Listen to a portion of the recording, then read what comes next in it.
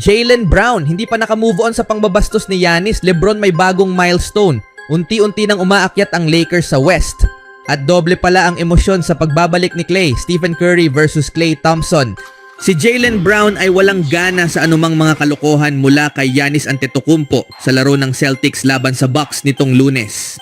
Sa ikalawang quarter, habang sinusubukan ni Giannis na gumawa ng layup, tinamaan niya si Brown sa mukha gamit ang kanyang siko na nagdulot ng tensyon sa pagitan ng dalawa. Sinubukan pa ni Giannis na mag-fake high five at tinanggal ang kamay niya na may mapaglarong ngiti. Bagamat maaring tingnan ito bilang biro, hindi iyon ang tingin ni Brown. Matapos ang laro, diretsong sinagot ni Brown ang tanong tungkol sa insidente. Si Giannis ay parang bata, sinabi niya sa mga reporter na nagpapahiwatig na nakatuon siya sa pagtulong sa Celtics na manalo na kanilang nagawa matapos mag-comeback mula sa 17-point deficit at talunin ng Bucks 113-107. Maaring nag-udyok ang insidente sa matinding foul ni Brown kay Giannis sa ika-4 na quarter, ngunit sa huli pinanatili ng Boston ang kanilang composure.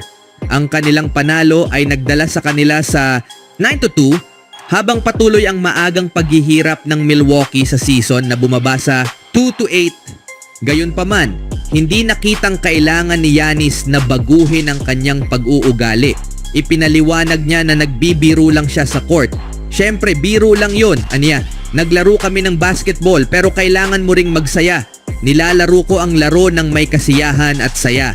Ngunit muling nagkaroon ng tensyon ng agresibong i-close out ni Giannis si Jason Tatum sa isang jump shot sa ika-4 na quarter na naging sanhi ng pagkasira ng bukong-bukong ni Tatum. Galit na galit si Celtics head coach Joe Mazzulla sa hindi pagtawag ng foul, tinawag niya itong ridiculous. Sa kabila ng 43 punto, 13 rebound performance ni Giannis, nagtagumpay pa rin si Brown at ang Celtics na makuha ang panalo na nagpapatuloy sa mahirap na simula ng Milwaukee sa season. Anong masasabi niyo mga kaibigan sa inaasal ni Giannis? Sa ibang balita naman, maagang nagpapakita ng lakas ang Los Angeles Lakers ngayong season sa pangunguna ni LeBron James na nagpapakita ng kamangha-manghang performance.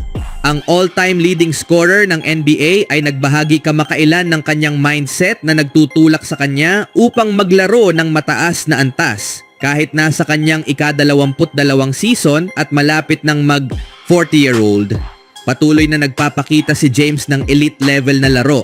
Sa huling panalo ng Lakers kontra sa Toronto Raptors, nakapagtala si The King ng triple-double na may 19 points, 16 assists at 10 rebounds in just 35 minutes. Pagkatapos ng laro, ipinaliwanag ni James kung paano siya naghahanda upang maging pinakamahusay sa court. Sinusubukan kong ibigay ang lahat sa laro, sa labas ng laro, bago pa man magsimula ang laro, kung naiintindihan nyo, sabi ni LeBron. 4 o 5 oras bago ang laro, narito na ako at ginagawa ang lahat ng bagay upang mailagay ang sarili ko sa posisyon na maging pinakamahusay kapag narito na ang mga fans at nag-uumpisa na ang laban, dagdag niya. Napakapalad ko dahil sa mga natatanging abilidad na ibinigay sa akin mula sa taas at lubos kong pinakinabangan ng mga iyon. Bilang pinakamatandang aktibong manlalaro sa liga, hindi nagpapapigil ang edad kay LeBron sa patuloy na pag-ukit ng kasaysayan sa NBA. Sa kanilang panalo kontra Raptors, nakamit ni James ang isa pang milestone. Ayon sa StatMamba, si LeBron ay naging pinakamatandang manlalaro sa kasaysayan ng NBA na nagtala ng back-to-back triple-doubles. Kasalukuyan siyang nasa ika-5 pwesto sa NBA all-time triple-double leaderboard at pangatlo sa mga aktibong manlalaro. Ipinahayag ni LeBron ang kanyang pananaw tungkol sa epekto ng edad sa kanyang laro at ipinakita niyang malayo pa siya sa paghina habang papalapit na siya sa edad na 40. Napakaganda na kahit sa dami ng mileage ng aking katawan na halos wala ng tread ang mga gulong na ito, ay kaya ko pa ring tumakbo at maglaro sa mataas na antas, ani James sa mga reporters sa locker room pagkatapos ng laro. Ayon kay Dave McMenamin ng ESPN, patuloy na nagiging inspirasyon si LeBron James sa kanyang determinasyon at pagkalinga sa laro. Ipinapakita na kahit sa kanyang edad, may natitira pa siyang lakas upang makipagsabayan sa mga batang bituin ng NBA. Sa ibang balita naman, maaaring sabihin ni Klay Thompson na ang kanyang pagbabalik sa Chase Center upang harapin ang Warriors ay isa lang karaniwang laro sa Nobyembre. May karapatan siyang magwika ng basketball ay basketball at walang dahilan para maging emosyonal dahil nakatuon na siya sa kanyang bagong kabanata sa Dallas. Ngunit kahit na sinusubukan niyang manatili sa kasalukuyan, ang kanyang pagbabalik ay tiyak na magiging emosyonal, hindi lamang para sa kanya, kundi para sa buong Dub Nation. Sa loob ng 13 taon, sinamahan ng mga tagahanga si Thompson sa kanyang pinakamagagandang sandali at sa mga panahong siya ay nawalan ng 2 o higit pang mga season dahil sa mga injury sa binti. Ang kanyang tambalan kasama si Steph Curry ay nagbigay daan sa pinakamalakas na backcourt sa kasaysayan ng NBA. Nang makasama si Draymond Green, nabuo ang isa sa mga pinakamagaling na trio na nasaksihan ng basketball na bawat isa'y may natatanging talento na bihirang makita sa bawat henerasyon. Sa kanilang pagsasama, naranasan ni Steph, Klay at Draymond ang lahat ng emosyon. Saya, lungkot, galit at purong kasiyahan. Si Coach Steve Kerr ang kanilang gabay sa 4 na championship na kanilang napanalunan. Ngayon, siguradong babalik sa kanyang alaala ang lahat ng iyon sa unang pagkakataon na muli niyang makita si Thompson sa Chase Center.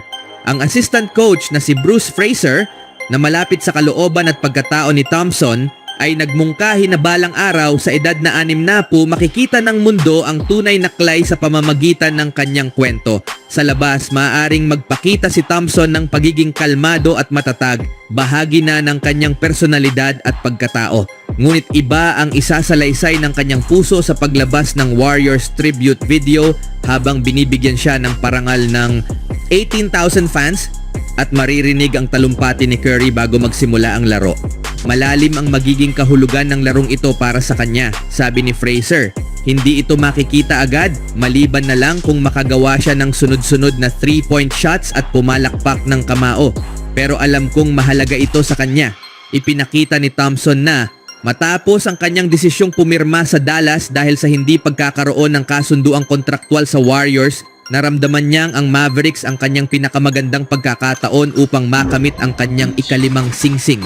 Determinado rin sina Curry at Green na patunayang hindi pa sila tapos at kayang makipagsabayan pa rin. Malapit siya sa marami sa amin, sabi ni Fraser. Hindi ko masasabi na ito ay isang revenge game, pero parang may konting tension doon. Makikita mo iyon kung makakagawa siya ng ilang malalaking shots ng sunod-sunod.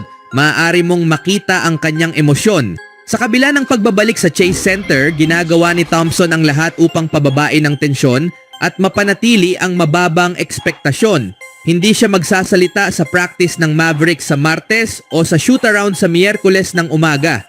Ngunit sa gabing iyon, walang dudang maraming mikropono ang nakatutok sa kanya at marami ang maghihintay ng kanyang mga salita. Ang paglipat niya ay isang unang hakbang lamang. Tuloy-tuloy pa rin ang proseso ng paghilom at maaaring ang gabing ito ang simula ng pagsasara para sa magkabilang panig. Darating ang araw na ang numero 11 ay iaangat sa rafters kasama ang pangalan ni Thompson. Aminado akong malungkot na nawala siya, ani Fraser. Pero sa fairness sa kanya, sa tingin ko kailangan niya ng bagong simula at ang pagkakataon upang muling mahalin ang laro at ang proseso. Hindi ko alam kung naramdaman niyang magagawa niya iyon dito. Ang mga tunay na damdamin ni Klay ay maaaring hindi na maibahagi sa publiko. Mas magandang pag-usapan na lamang sa kanyang susunod na biyahe sa baha kasama si Fraser habang sila'y naka-surfboard at malayang pinapadaloy ang kanilang diwa sa alon kung saan pansamantalang hindi mahalaga ang basketball. Anong masasabi niyo mga kaibigan? Even when you feel low, you can still go. Even when you feel slow, you can still go. Even when there's no hope, you can still go. I never answer to no, man, I still go.